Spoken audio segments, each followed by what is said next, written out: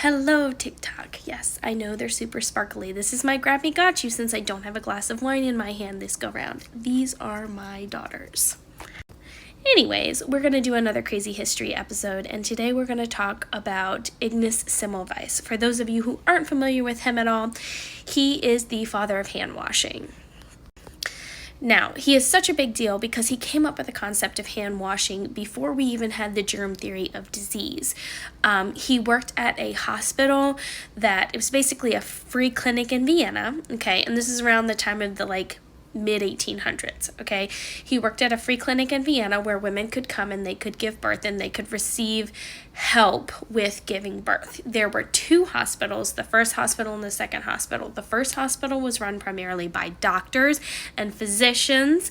Meanwhile, the second hospital was mostly run by midwives. Now, something that was plaguing these clinics at the time was something called puerperal fever. Okay, and it was this condition that was basically like a blood infection that a lot of the pregnant women would get after giving birth, and they would have a wide variety of symptoms, but a lot of times they'd wind up dying after receiving this condition.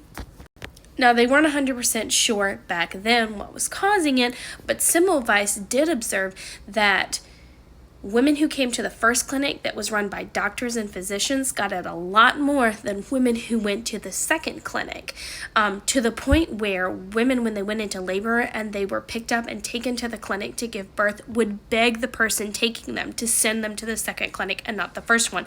And some of them, if they couldn't go to the second clinic, actually gave birth in the streets because they were so scared to go. So Semmelweis was trying to figure out where this puerperal fever was coming from, why it had such a higher rate at the first clinic that he was working at. Now, we know the reason that all the women were getting this is because the doctors would go from doing an autopsy on a body in the morgue straight to delivering a baby from a woman in the clinic, and they never washed their hands. It was a badge of honor for doctors when their apron would be covered in blood. They had no sense of hygiene or cleanliness. The more blood on your apron, the better you looked as a doctor back then. So Semmelweis ran a bunch of tests, and he was trying to figure out what was causing this puerperal fever and why it was so much more prominent in the first clinic than the second clinic.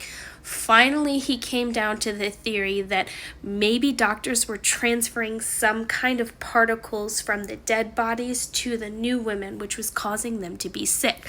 Like and follow for part 2. We'll get more into it, I promise.